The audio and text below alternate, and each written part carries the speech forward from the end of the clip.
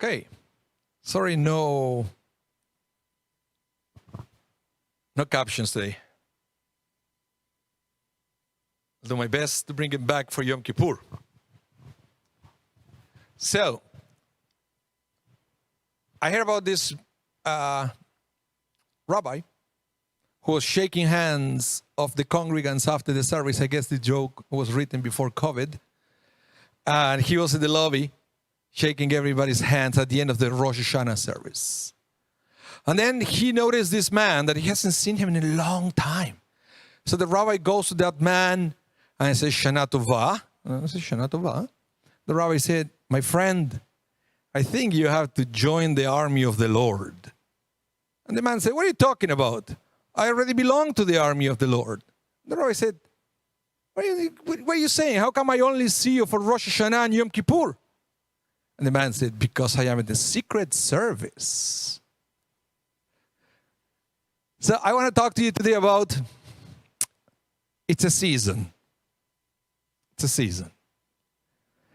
Let me start by saying that it's a beautiful contrast between last week's Parsha and this week's Parsha. You know why I'm walking between one side or the other? Because this what the name of the Parsha implies. Last week's Parsha was Nitzavim. It implies people being standing, still, no movement, one place. This week's Parsha is Vayeilech, and he went. It implies movement, which is very interesting. Last week's Parsha implies some kind of inaction, and this week's Parsha is all the opposite. It begins implying some kind of action and movement. And I believe that these are two times or two different situations that we all sometimes need in our lives. Of course, I always talk to you about moving forward, etc. But I realize that sometimes we have to stop, look around, think things properly, sometimes making a plan. Hopefully I will be talking about that on Yom Kippur, but specifically making a plan. But in order to do that, you have to stop. And then when you have some things figured out, then you keep moving forward. So I believe that the high holidays season is a season to stay still.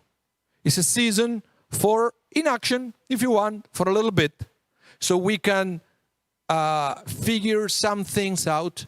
And then immediately after we finish the high holiday season, we move into a different kind of season that is going to need our action. But if we don't take the lessons that the high holidays bring to us, then we won't be as prepared to move forward to the next stage or to the next season. So it's interesting. This brings me back all the way to the book of Ecclesiastes.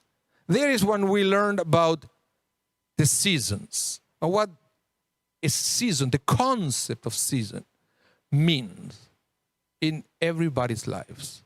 You can open your Bible, go to Ecclesiastes chapter 3.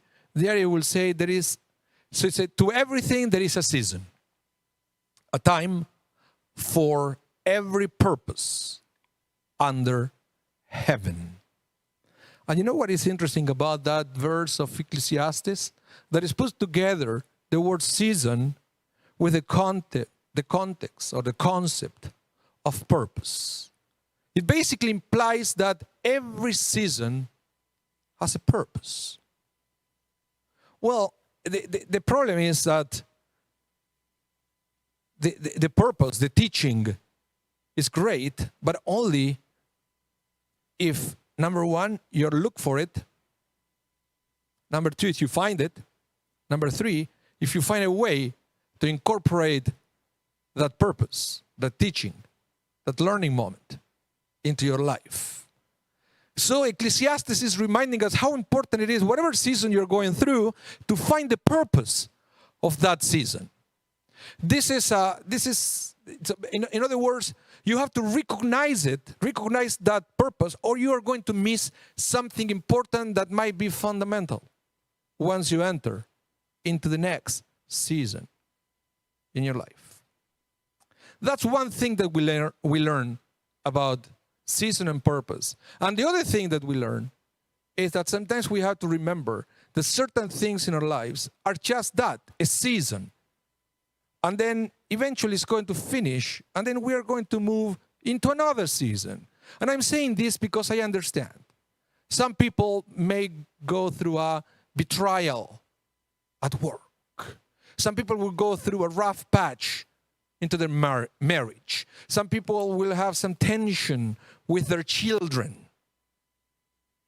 Some people will have some financial difficulties, and some people may have an illness. But let me remind you that 99.999997, trying to sound scientific here, all these challenges are just a season. That eventually they're going to be over, and we are going to move into a different season. We're going to move into a season of healing. We're going to move into a season of companionship. We're going to move into a season of understanding. But my question is, did you learn the purpose of your previous season?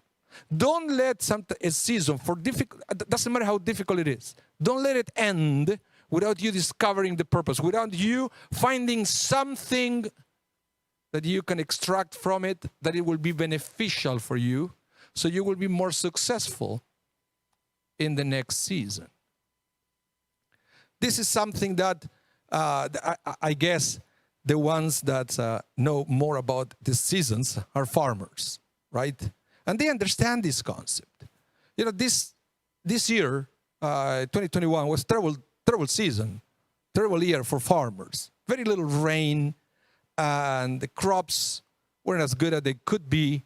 And yes, you will see that they were in the media, they were complaining, but they know there is a season, and then next year it's probably going to be a better one. They will have more rain, and then the crops are going to be different. But they already learned something from this drought to help them. God forbid, they're going to have another one in the future. So they're already making adjustment because they learned the lesson.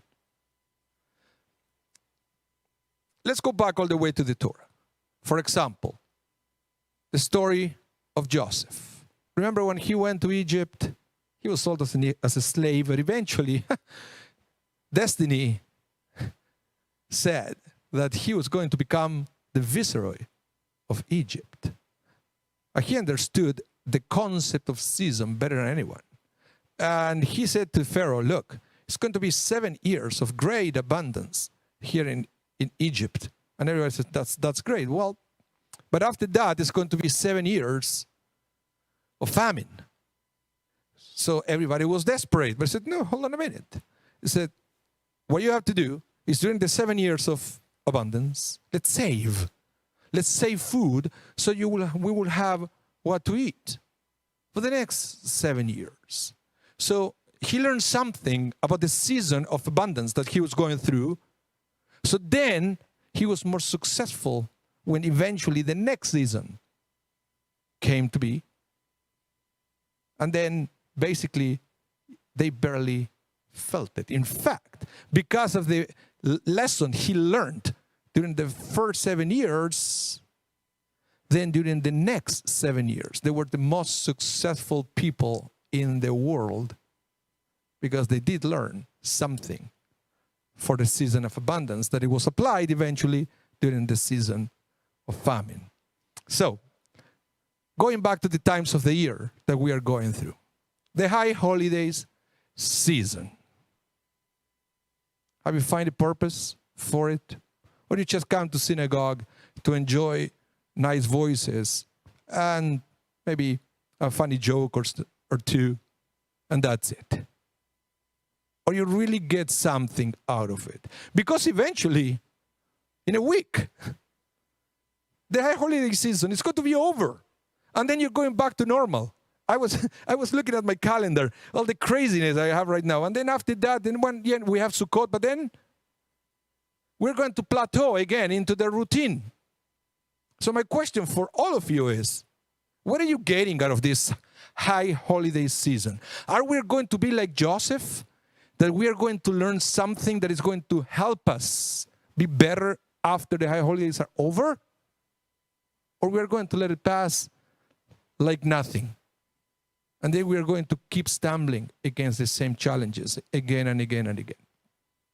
So, my friends, in this Shabbat Shuvah, the Shabbat of the return, is a reminder that we are going through a very special season. Season that has so much to offer, but only if, number one, you know that the teachings are there. Number two, if you can find them. And number three, if you are bold enough to take it and make them part of your life. But if you do that, I guarantee you it's going to be some inspiration this season that is going to help us and to help you be better when the high holiday season is over and the next season come to your life. Shabbat Shalom, Shana Tova, Gmar Chatima Tova.